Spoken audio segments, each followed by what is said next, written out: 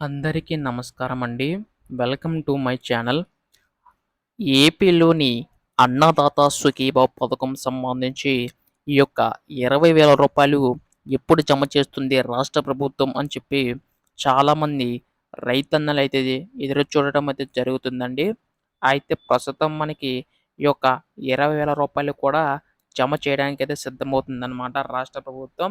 అయితే ఈ యొక్క పథకం సంబంధించి ఎప్పుడు జమ చేయబోతుందని చెప్పేసి చాలామంది అయితే ఎదురు చూస్తున్నారు.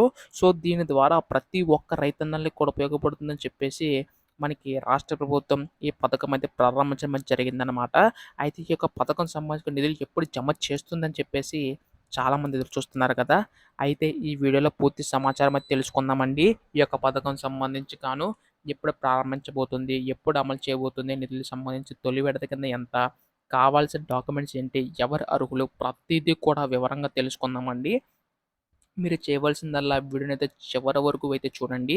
అంతకంటే ముందు కొత్తగా ఎవరైనా మన ఛానల్‌ని చూసినట్లయితే వెంటనే ఛానల్ అయితే సబ్స్క్రైబ్ చేసుకోండి. దీని ద్వారా తర్వాత రాబోయే ప్రతి లేటెస్ట్ అప్డేట్స్ కూడా మీరు ఎప్పటికప్పుడు మిస్ కాకుండా తెలుసుకుంటారు. ఇంక ఆలస్యం చేయకుండా వీడియోలోకైతే వెళ్ళిపోదాం.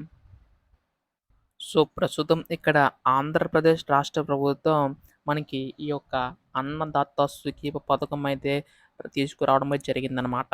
గత ప్రభుత్వంలో రైతు భరోసా కింద ఈ పథకాన్ని అయితే తీసుకొచ్చేవారండి. అయితే ఈ యొక్క రాష్ట్ర ప్రభుత్వం అన్నదాత సుఖీభ పథకం కింద మార్చి మనకి ఈ యొక్క నిధులు విడుదల చేయడానికైతే సిద్ధమవుతుందనమాట. ప్రస్తుతం దీనికి సంబంధించి గత ప్రభుత్వంలో మనకి రూ. 13,500 వరకు కూడా అందించేవారు. అయితే ఈ ప్రభుత్వం దాన్ని కాస్త 20,000 వరకు కూడా పెంచి అందించడానికైతే సిద్ధమవుతుందండి. దీని ద్వారా మనకి పెద్ద మొత్తంలో నిధులన్నీ కూడా అందుతాయని చెప్పేసి రాష్ట్ర ప్రభుత్వం అయితే ఈ నిర్ణయం మీద తీసుకుంటుందనమాట.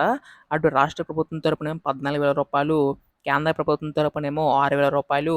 సో, మొత్తంగా మనకి ఇక్కడ చూసుకున్నట్లయితే రూ. 20,000 అనేవైతే జమ చేయడానికైతే సిద్ధమవుతుందండి రాష్ట్ర ప్రభుత్వం. సో, ప్రస్తుతం దీనికి సంబంధించి విధి విధానాలను కూడా రూపొందించి నిధులనేవైతే విడుదల చేయడానికైతే సిద్ధమవుతుందనమాట. అయితే దీని ద్వారా ప్రతి ఒక్క రైతన్నలకి కూడా మేలు చేకూరుతుందని చెప్పేసి రాష్ట్ర ప్రభుత్వం ఈ నిర్ణయం మీద తీసుకోబోతుందండి. అయితే ఈ యొక్క పథకం సంబంధించి అసలు ఎప్పుడు అమలు చేస్తుందని చెప్పేసి చాలామంది రైతులైతే ఎదురు చూస్తున్నారు. అయితే దీనికి సంబంధించి మీరు ఈ కేవైసీ అయితే నమోదు చేయించుకోవాల్సి ఉంటుందండి. ఎవరైతే ఈ కేవైసీ నమోదు చేయించుకుంటారో వారికి మాత్రం ఇచ్చే అవకాశం ఉందన్నమాట రాష్ట్ర ప్రభుత్వం. సో, ప్రస్తుతం దీనికి సంబంధించి విధి విధానాలను కూడా రూపొందించి విడుదల చేయబోతుంది కదా! దీనికి సంబంధించి మనకి రేపు ఎల్లుండిలోగా అప్డేట్ వచ్చే అవకాశం ఉందండి. దీనిపై మనకి ఏ చిన్న లేటెస్ట్ అప్డేట్ వచ్చినా మీరు ముందుగా తెలుసుకోవాలనుకుంటే మాత్రం వెంటనే ఛానల్ అయితే సబ్స్క్రైబ్ చేసుకోండి మిత్రులారా. ధన్యవాదములు. జై హింద్.